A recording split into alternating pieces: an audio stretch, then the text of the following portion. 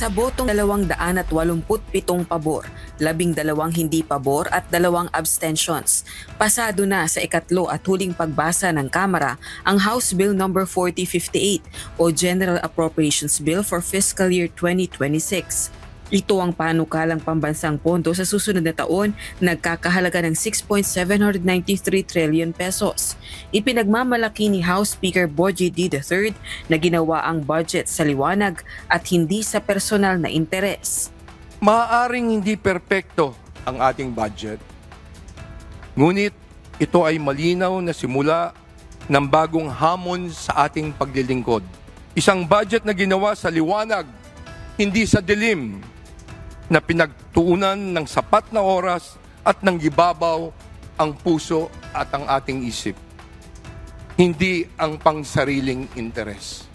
Ayon naman kay House Committee on Appropriations Chairperson at Nueva Ecija 1st District Representative Micaela Swansing, ang 2026 budget ang may pinakamalaking inilaang pondo para sa sektor ng edukasyon.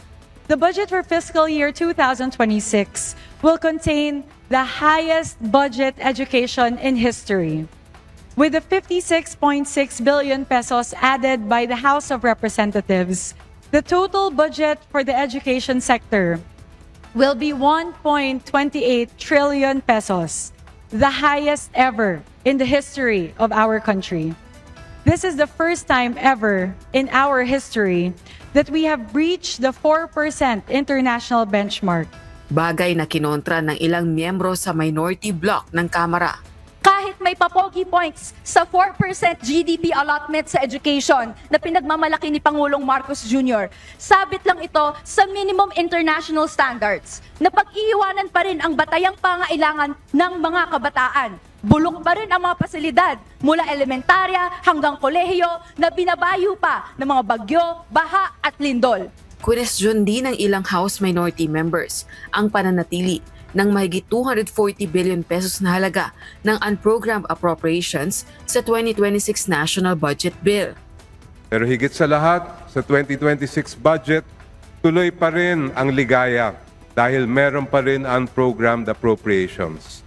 243 billion pesos na basta lang ipinauubaya sa Executive Department kahit hindi malinaw kung paano ito gagamitin at kung saan ito mapupunta.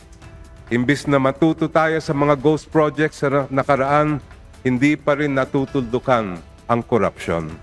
That is why I cannot in conscience support this budget. Pinuna rin ang anilay pinalobo pang pondo para sa patronage politics.